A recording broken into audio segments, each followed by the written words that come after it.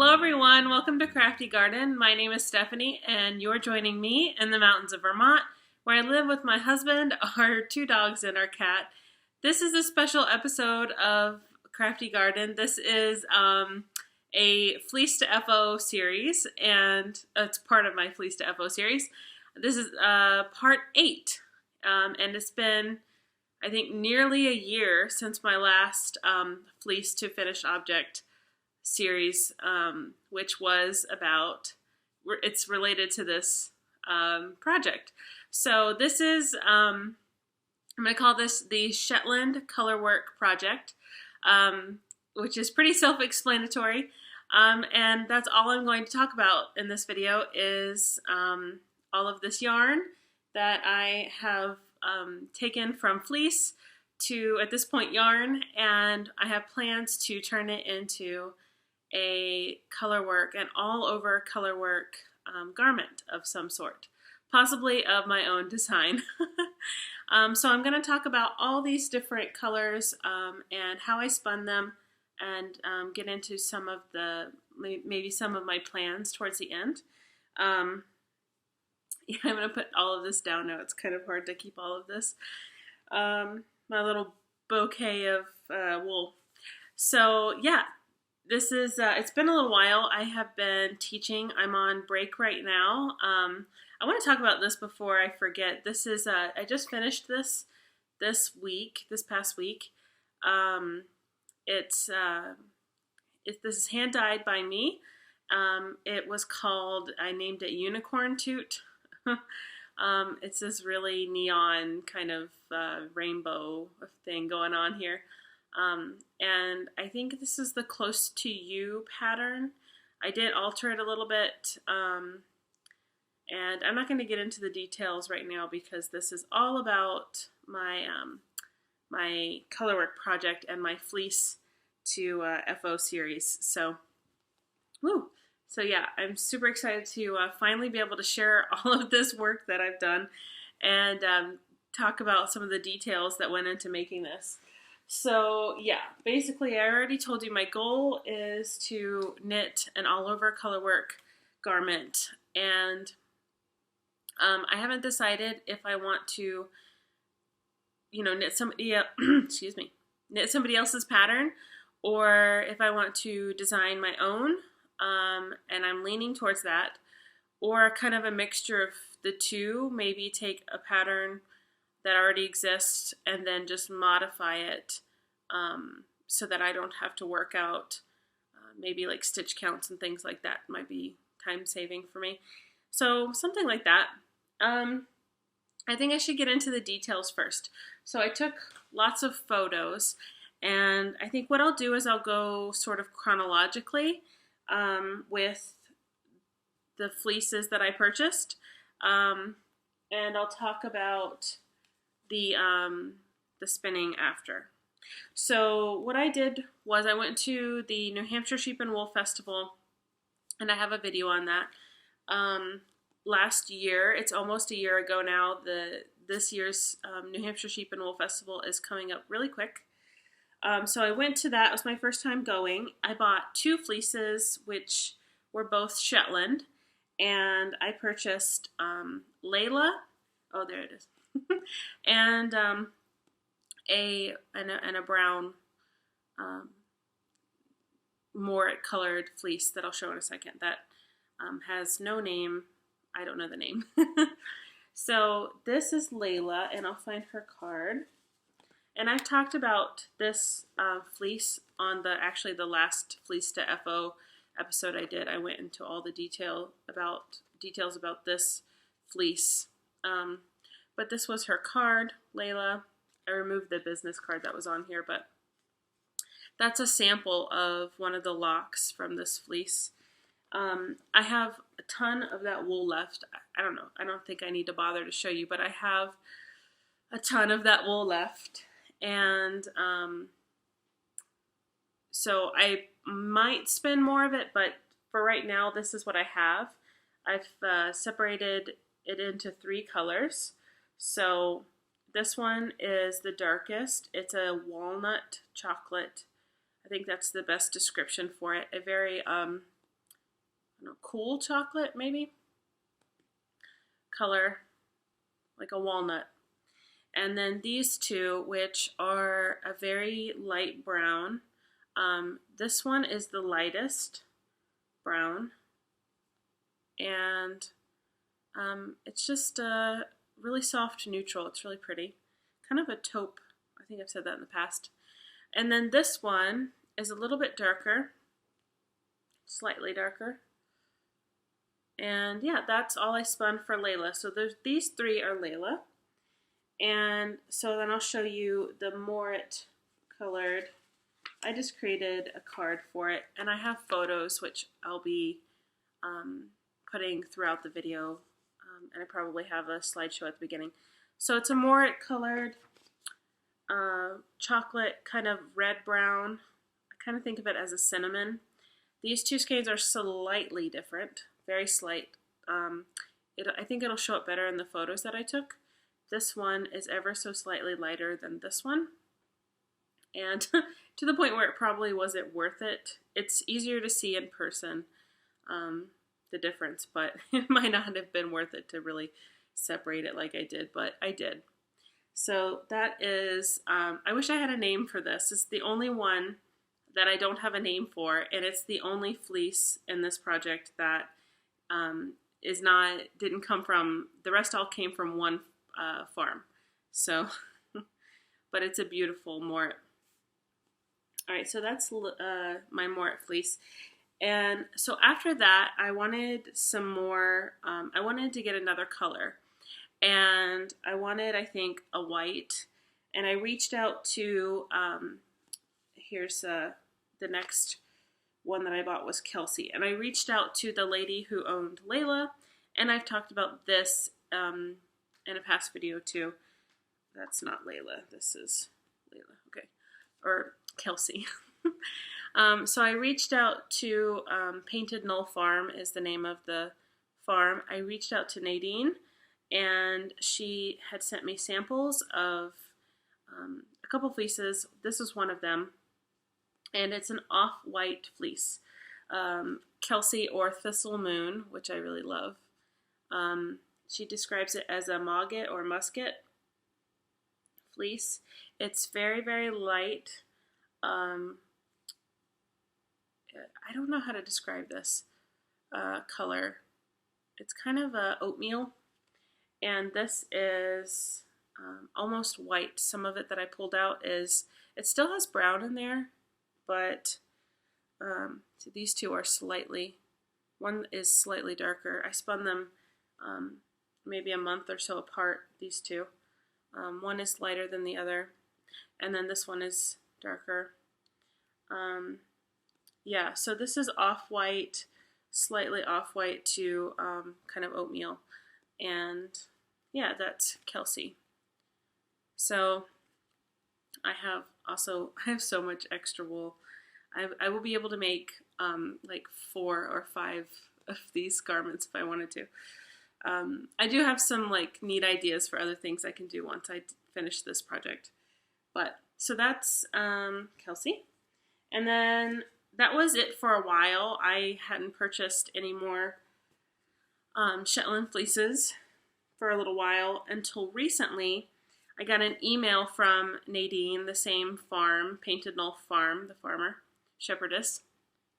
And she emailed me because I had purchased a fleece directly from her before, saying that she was shearing. I was invited to the shearing. I didn't go. It's too much when I was teaching. I think it was Super Bowl Sunday too. And I didn't want to, it'd be just too much to have to go into work the next Monday. I'd be exhausted. Because she lives far away, and it would be, like 2-hour drive there and then 2 hours back. I don't remember exactly, but I was tempted, but I didn't do it. So yeah, she emailed me saying that she was shearing, and I wasn't able to go, but I did say that I was interested in a gray fleece. So I had brown, I had an off-white at the time, and I had, shades of brown. But I didn't have gray or black or pure white. So I reached out to her and I said I was interested in gray or black, and I was thinking I would just make do with the white that I had. And I ended up purchasing 2 fleeces from her really recently, and that is Nahla and Gumdrop. And I have been talking about all of this on Instagram, so some of you know this. But Gumdrop and Nahla, I did like a little unboxing when I got the fleeces, and I have the bags of wool next to me. These locks are so long that I was blown away by just the staple length of these. But yeah, Nahla and Gumdrop. So this is Nahla, and Nahla's fleece is white and gray. And she has some very long wool, a long staple length. In general, it's pretty long. There is some shorter wool. I noticed that all Shetlands seem to have shorter wool along their center back. But her shorter wool is probably like the length of Laila's longer wool, so that's funny. But yeah, so Nahla, I went with her fleece, and I was so glad that I did because she had a few different choices, and this worked out really well. I think there's more gray in the fleece. I still have some more gray, but there wasn't this very long staple length. There wasn't a ton of the gray with the long staple length. There's some more that's a little bit shorter, but I decided to keep them separate. And then I also separated out some of the softest white, long, very soft wool from Nahla's fleece as well. So I'll show you that first. This is, I have 4 colors from Nahla. So I'll just show you them. So there's the card one more time. You can kind of see those are the 2 colors right there. But there were more colors than that, and I really was careful to separate them. And I have some photos, I'm just remembering, I have some photos of it laid out in lock form when it was drying. So yeah, from lightest to darkest. This is kind of this steely slate gray, kind of a steel gray. I wish there was more of this, but there just wasn't. There was only a little bit. This is wonderfully soft. This was around the neck area, I think, or back of the neck area. And then right around that was this color, which is the next darkest for Nahla. And then there's a lot of this very light gray. And then there's a lot of this white. And I pulled out some more of this white. I have combed right here some more of this white, and I'll show you that. I did comb all of the wool for this project. It's all combed. It has a very pretty luster on there too. So yeah, this is going to become another mini skein, but since it's just the same color, I figured I could go ahead and share, because I think I'm going to spin one more white and one more black, and then that's probably all. That's more than all I'll need for this project, but that'll be enough for me to say that I'm ready to start playing around and like designing or swatching. So there's the white, and then yeah, so that is all of Nahla, and this is so beautiful, isn't it? I love Shetland. I really, really love Shetland wool. And so then there's Gumdrop, and Gumdrop has almost an entirely black fleece, and that's Gumdrop's card. Well, put my hand behind there. I was sharing some of this process on Ravelry, and the ladies were laughing about the chooses to eat under the llama. Has some vegetable matter. But yeah, so this was Gumdrop. Gumdrop's fleece is, without a doubt, the probably the highest micron count. And if you don't know what micron count is, that's like this. It's sort of the rating of the softness or the fineness of the fibers. So the thicker the fiber, the coarser it feels, the finer the fiber, the softer it feels. And so Gumdrop's fleece is not as soft as the other fleeces that I have purchased. Nahla's is the little bit that I spun from Nahla's is very, very soft. Some of her wool is coarse. I would say the softest of all of my fleeces was this cinnamon Moorit, and it was an all over the whole fleece was very even over, I forget how to say it exactly, but basically over the whole fleece it was pretty even, and the staple length was about the same length roughly, and it was soft. Almost the whole fleece was very soft, whereas other Shetland fleeces can have a huge variation in length where, you know, some parts will be very long and some parts will be very short, and some parts will be very rough and some parts will be very soft. This fleece was pretty consistent across the whole fleece. But Gumdrop's is like that. Gumdrop's is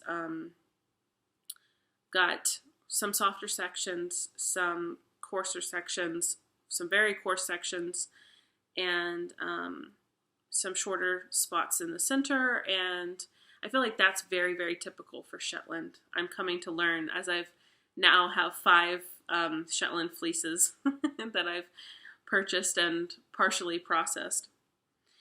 So yeah, I pulled out the gray, all of the gray that I could get from Gumdrop, and blended it as well as I could using my combs and my method of drafting together combed top, which I showed in the last Fleece to FO video, which was part 7. And I have a playlist for this series if you want to check that out. The first one I just rewatched before I started recording, and it's so bad. The quality of it is so bad. And I remember I was watching the intro, and I remember, like, you know, spending so much time planning that intro and what I was going to say and trying to make it look as natural as possible, and it was so bad. And then, like, the audio recording on there is terrible, but, you know, what can you do? It's free. I'm putting it out there for free, and I'm not getting paid to do this, so, yeah. So that's it. That's the five fleeces that I purchased, and that's all of the colors that I have, which, including all of the slightly different shades, there's 14 different colors or different skeins.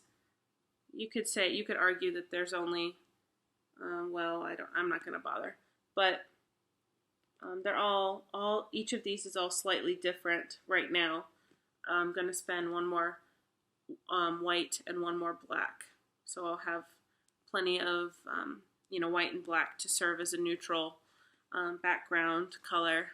I think I would really like to do 2 garments. I would really like to do one where the overall theme is kind of lighter in color, like maybe the background color overall is whitish, and then I'd like to do one that's maybe more of a black background, or maybe one that's all of a brown background, and I could probably do all 3 with the amount of wool that I have. I have a lot of this. This has been a massive undertaking, but I have no regrets. I absolutely love it, and I have like some really cool ideas because Gumdrop and Nahla's fleece. I'll show you right now. Gumdrop and Nahla's fleece. I have so much wool. I gotta put this somewhere safe. I'll put it in my basket. Okay, Gumdrop and Nahla's fleece. So this is Nahla's fleece, and it's mostly, I don't know. There's gray in the center, and then there's white around the edges. There's still really a lot of beautiful wool in here. So there's that bag of fleece, and then there's Gumdrops, which is almost all of this in here is black. There's some spots that have white throughout the black, but like they look like you would have like gray hairs throughout your color. I think Gumdrop is a slightly older ewe, and I'll show you some of this. Like this is really, really coarse right here. This stuff, you can't hardly see it. This is a wonderful black, by the way. Yeah, you see that white in there? It's almost like she has gray hair. This white, I mean, this section right here is very coarse. This is very, very coarse. Anyways, I was thinking it would be really cool to knit like a heavier jacket. You know, like a not like heavier than worsted, maybe like bulky or chunky weight, and maybe even a singles, maybe spin singles and then knit. I'm getting off track here. And then knit like a jacket with a zipper, and maybe even have a yoke. I found a Norwegian pattern that's kind of like what I'm thinking about, but it's in another language, so I can't read it. And I think it's from a magazine or something, so I don't know, I don't think I'll be able to do it. But it had a hood and it had some color work here. It looked kind of like a Marius sweater, like Skandir Knits talks about. And then, yeah, and it had a zipper, I believe. So that's kind of what I think this would be good for. It's very coarse, but I think, like Icelandic, it could be, you know, still very useful and make a wonderful outer garment. A jacket would be lovely because you would be wearing something under it anyways. So it wouldn't bother you with how, you know, the itchiness wouldn't bother you. But this is pretty rough right here. The edges are pretty coarse, but there's still some really soft wool in here too. And there's a lot of vegetable matter. No, I shouldn't say a lot. There is some vegetable matter all throughout the fleece. As she said, this one was eating under the llama. But not anything that I can't handle. I've certainly seen much worse. And since I combed it, most of it falls out anyways. So, yeah, that's Gumdrop, which is pretty much all black. Oh, this is the little bit that I've started combing for the second skein of black. This is just a little nest of black. And then this is just some of the nicer, softer fiber of gumdrops that I've pulled out. And I will comb all of this. And then the very bottom, I have some of Nahla's lighter gray. That was just, the ends were a little bit, not matted, but they don't want to pull apart easily, and I just didn't want to fuss with these right now. So what I'll do is I will take my flicker brush, and open up the ends. Yeah, because these were just a little bit compacted. Yeah, in the bottom I have some of that gray.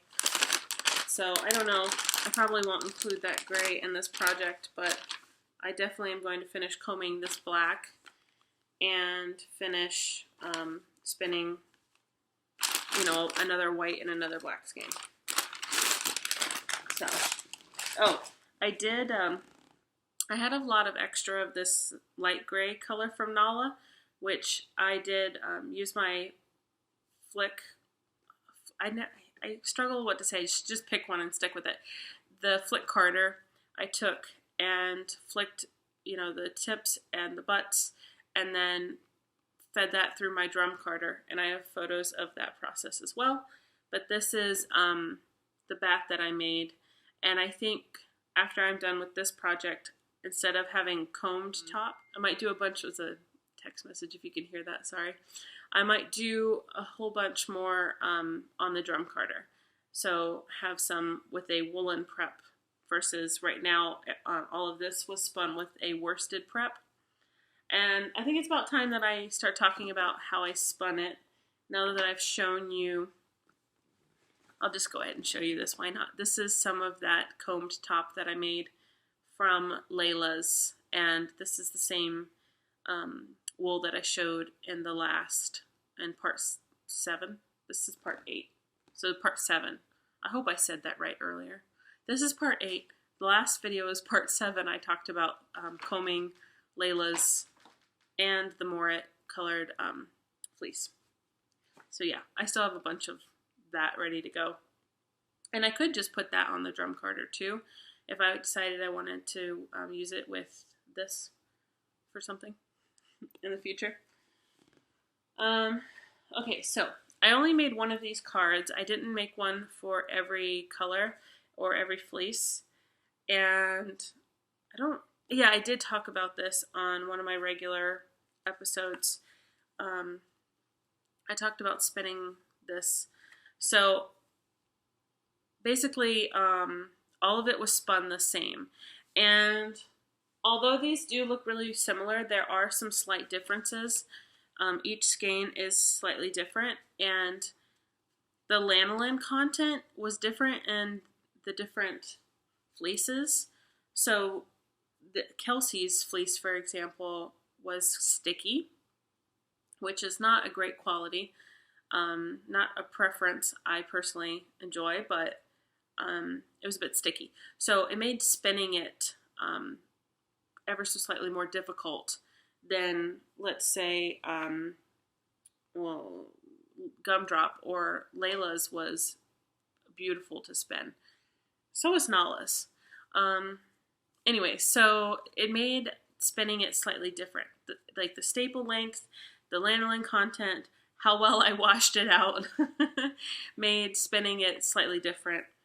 And so each skein has a slightly different grist or yards per pound. Some of them are maybe closer to a light fingering weight, lace and spots. Some of them are easily more of a sport weight. They're all going to fluctuate in and out throughout each skein, but I would say I'm at the point now where my yarns are very consistent without much effort. And I don't want to sound like I'm bragging, but I've been doing this for long enough now that I've gotten so comfortable, and I just kind of relax into it. And there are spots in here which are really thin. If I looked for it, I could find one, like maybe right there by my finger. There are some thin spots in all of these, I'm sure. But overall, I'd say my consistency has gotten, and my spinning has gotten really good. So back to what I was saying. I spun them all the same. So they were all combed on my Valkyrie extra fine combs. That's the only combs that I have. And it was spun at a ratio of 15:1. That doesn't mean a lot to you because your spinning wheel might be different than mine if you spin. And you might treadle faster or treadle slower than I do. So that, if you put yours on 15:1, does it mean that you'll get the same yarn that I got? No, it doesn't. You'd have to also be me and treadle at the same speed that I treadle and have the same take up that I have and all of those little fine details. But I think it gives a good reference. It's like telling somebody the needle size that you knit with. Like I knit my socks with 00s or 000s, whereas somebody else will knit the same gauge with a US 1. So so yeah, 15:1, spun, and ply. So I always spin, unless it's like a specialty yarn, I do always spin clockwise, and then which is a Z spin, and then I always ply counterclockwise, which is an S spin or ply. And so it's about a 2-ply fingering weight. So I would spin it all onto the bobbin, and then I would go over to my ball winder and I would wind it into a cake, and then I would take the two ends of the cake and then ply them. I don't know if there's anything else. I spun it on my Lindrum. It's the only spinning wheel that I have. And I think that's about it. Oh, my draft. I did a short backwards draw, pushing on a long draw, like a supported long draw at times. I have gotten really, it's kind of become my go-to is to spin with a backward draw, and to allow the twist to get into the fiber, and to allow for a lighter, airier yarn. So this is, it's not a worsted yarn. It's not a woolen spun yarn. It's somewhere in between, which is where most yarn usually falls. And I think it's good. I think it's going to be perfect for color work. Shetland is, of course, perfect for color work, but the lightness of it, I think, will be good. And I think the stitches will look nice because it'll have that airier quality, since I allowed the twist to get into this the fiber. I feel like there are things that I could show, I could demonstrate, or I could talk about that I don't think to. And I had asked for some comment on Instagram, and I had one good question about talking about how I was able to get, the same weight of yarn through all of the different fleeces and wool. And all I did is just simply always use the same ratio, use the same whirl on my spinning wheel, and try to be as consistent as possible in my spinning. Try to always do the same draft. Try to always have the same take-up speed, which I didn't always have perfectly. And I had an issue at one point, and I had to take off this, it's like a brake band on my spinning wheel, and I had to replace, gotta watch my posture, to replace this, it's basically a hair tie that I put. I'm looking at my spinning wheel, that's why I keep looking over there. Because I kept having issues with my take-up speed. Was it kept relaxing, and so I had to replace that. And it caused an issue with one of Kelsey's skeins. The yarn was a little bit underplied. And after that, I had to take it apart and try and fix it because it was becoming a giant headache.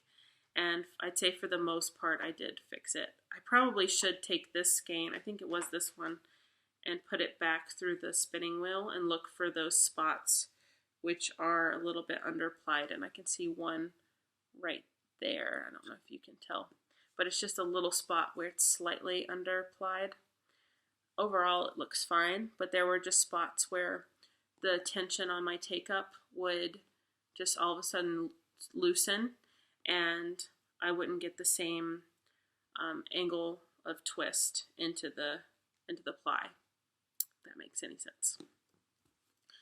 So that's it for spinning, and that's it for the different colors. So I think I've covered all of the basic information, and I think all that's left to talk about is, looking at my notes, all that's left to talk about is design and some of the books that I purchased towards that end. So I think in the last episode I talked about a book, not the last episode, the last part 7, I talked about this book by Marie Wallen. Marie Wallen? Am I saying that right? I'm sorry if I'm not saying it. It's Marie Wallen, right? The book Shetland that she came out with patterns, and they were all designs inspired by Shetland and the different islands. I was very inspired by that book, and recently I purchased this book magazine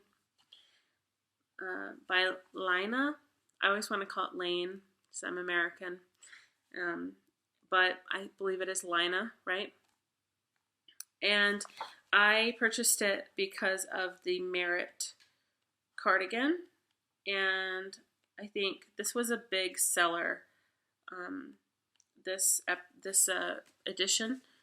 was a big hit, and I wonder if it's has a lot to do with this cardigan in particular. There's a shawl in here that's lovely too, but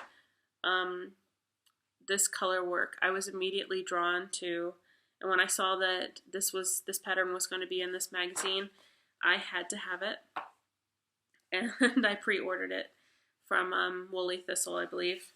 But I've since decided that I don't think, as beautiful as this is, and as much as I think I would love to have this cardigan, I'm really started leaning towards designing my own and wanting to put my own kind of stamp on it.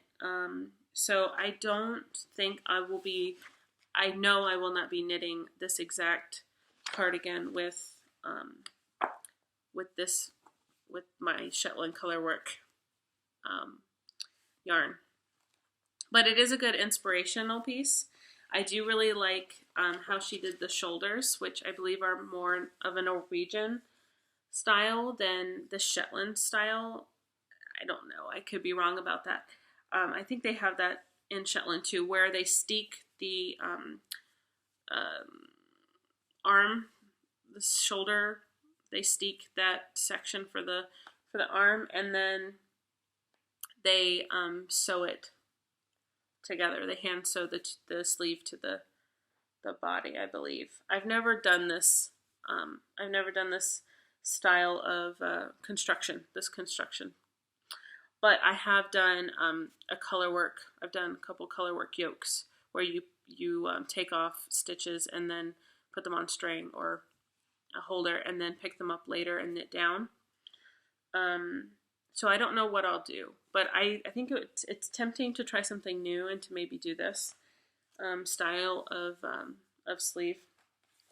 But so yeah, I purchased that, and then I was thinking about like wanting to design my own pattern and thinking about trying to kind of come up with maybe like take a base, like it could be the Moorit cardigan, it could be another cardigan like my Damyaka Lopa, which I'm on the sleeves. If you've seen some of my past videos, I'm knitting the Damyaka Lopa. It's also called the Flea cardigan, and I could also use that as a great base. But I think I want I'm in the design section, and I haven't fully formed all of my ideas, so I'm a little bit rambly right now. I'm sorry, but that's kind of like how my mind goes. But I'm thinking I do want a tighter gauge than most of the garments, the sweaters that I've knit. My cat's sniffing around the wool right now. He was taking a nap. And I think I want a tighter gauge because I think it'll make for a harder wearing, a better wearing garment.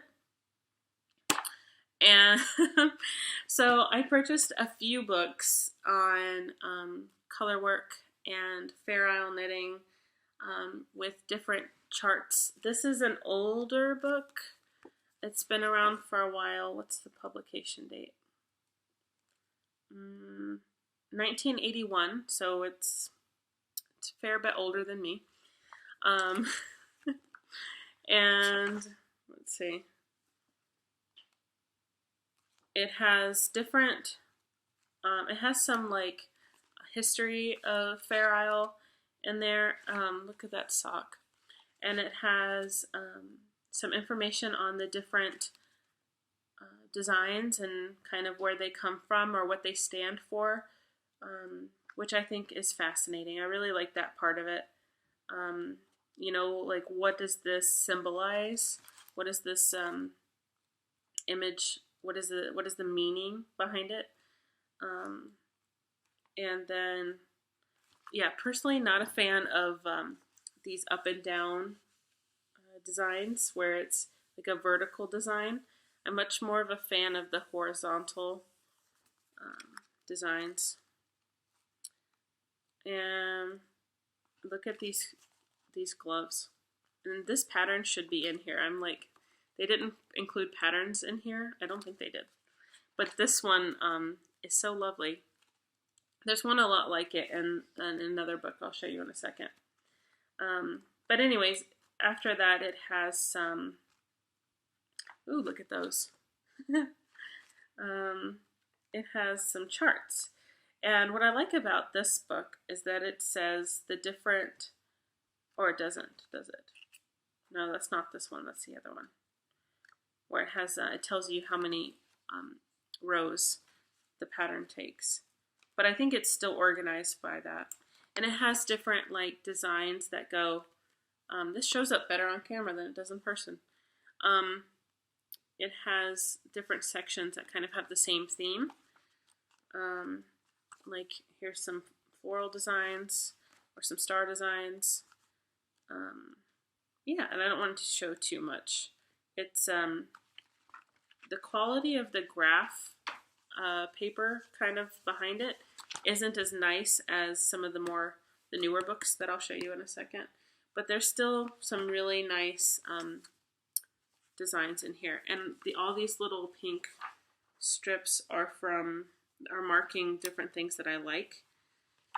So I marked different things that I might like to include. And, you know, maybe if I did design something, I included some little bits that, oh, look at all the tams. I think that's how you say it, tams. They're Shetland style hats. Yeah. I'm going to have so much extra wool that I'll be able to knit matching hats, mittens, all the things, all the accessories. So that's one of the books that I bought. And then I bought Alice Starmore's charts for color knitting, new and expanded edition. And I bought Book of Fair Isle Knitting, also by Alice Starmore. And I don't know which one to start with first. This one's Fair Isle Knitting, so maybe I'll start here. Some of the like pages that I've marked. See, I feel like this the lines for the graph grid in the background are much thinner and less noticeable, so I feel like the actual pattern you're able to see it better than this book. They get a little bit, let's show it side by side, they get a little bit muddled because the graph paper in the background is so dark. So yeah, that's some of them. And this one I think is the one, yeah, it's organized by number of rows. So for example, if you needed 9 rows, a pattern that was 9 rows, a colorwork chart, a section that was only 9 rows, you could look in this section for one that was 9 rows. So I'll show you some other ones I've marked. Let's see. My silly cat. You can't see him, but he's jumping around. I thought this was kind of fun. This design right here was fun. Yeah, and then you can see like some of her work in the back. She does include patterns in here. This book I think is a little dated. And I don't think I would make any of the garments, any of the sweaters, but there is a really lovely glove pattern. Actually, this one's not bad. And I love the fisherman too, because my husband and I both love fishing. But this vest is kind of nice. I don't think I would do the anchors. I don't know. Maybe my husband would like the anchors. Where is the gloves? Right here. And I think this would be stunning in the natural colors that I've spun. These gloves would be lovely. And I've never knit gloves before. So that would be a good one to do. And it includes that pattern in here. So that's this one. I just wanted like a library of different designs that I could pull from or be inspired from. And so that's why I purchased. Oh, what's nice about this one is that it has different regions and different influences that, so like here's Celtic, some Celtic or Celtic. Why do I always question myself when I'm on camera? Here's some from Greece. And let's see, the Caucasus. Oh, there's a Native American section too. Middle East. I actually really like, where is it? There's a Middle Eastern one. Oh, Far East. This one from the Far East, which is really pretty. Yeah, I'm not going to show all of them. There's birds and flowers, border lines, all over designs. She talks a little bit about, you know, whether you have a lighter background or a darker background, I think. Just kind of a word on color. So it's kind of advising you on what happens when, I don't know if she talks about the way you hold. Because, you know, depending on how you knit color work, you can have a color that comes forward. You can have a color that goes back. And it might be important if you knit that way to think about those things. Unless you knit like Arnie and Carlos, they have a style of color work knitting that does not have that.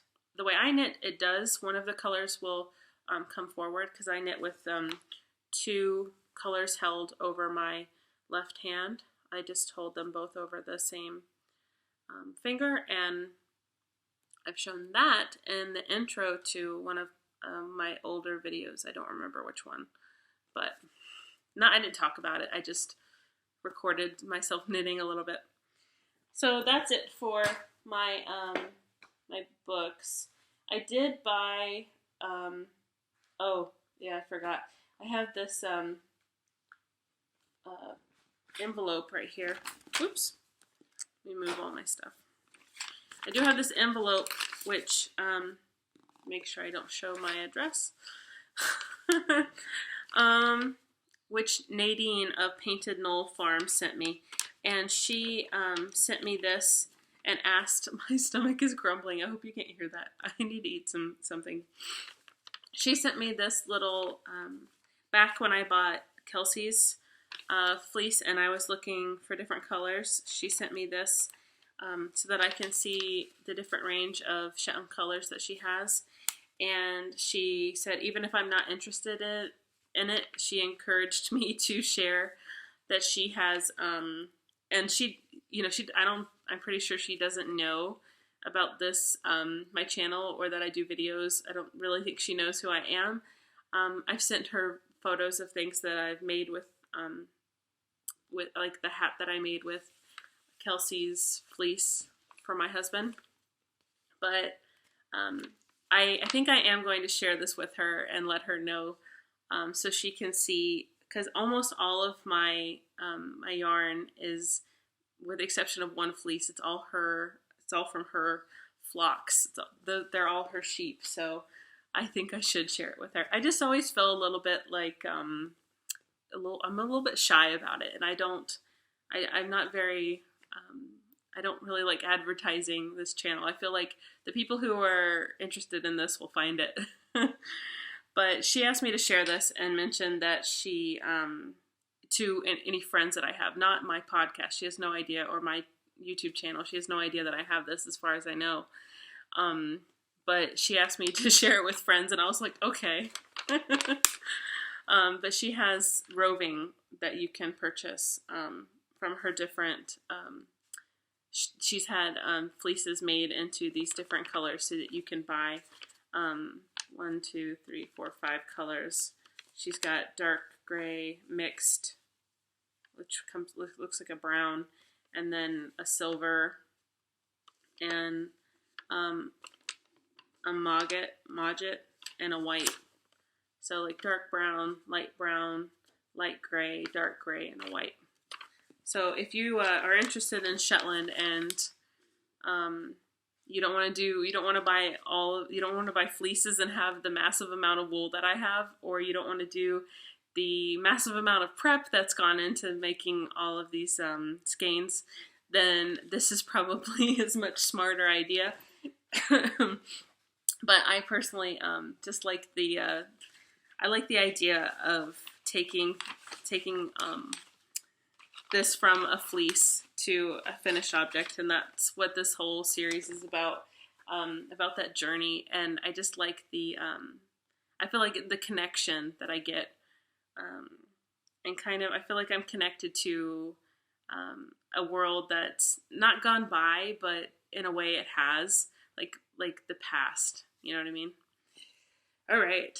I don't think I have anything else to talk about, and this video is getting towards an hour now. So if there's any questions you have about spinning or this, like how I did certain things with this project, I think I covered all of the bases, but it's possible that I forgot something or I don't talk about it in enough detail because they call it the curse of knowledge.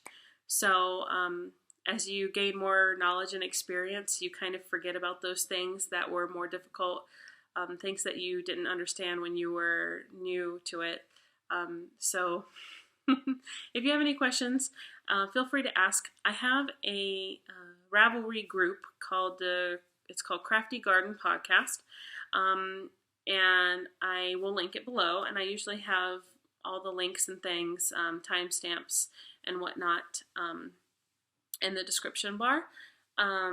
So if you want to go to my group, I have a F2FO thread, which I used to put these videos in, but I stopped doing that. But it's still a good place if you want to ask questions about this project or about the process of taking a fleece to a finished object. If you want to ask me my opinion on something related to spinning or specifically to like working with fleeces or something like that, feel free to ask. I'm always open to that kind of thing. Although right now I have some time. As a teacher, I am quite busy, and so when I'm on break right now, but once I go back, I have long periods of time where I just don't have time to deal with social media and the internet, and I kind of ignore that side of the world. It's first year of teaching. So, all right, that's it for today, and thank you for joining me. I will see you next time. I hope this wasn't too bad of an episode because I feel so rusty, and I had like all the nerves come back because I'm doing this so sporadically now, only like on breaks and things. Thank you for joining me. I'll see you next time. Bye.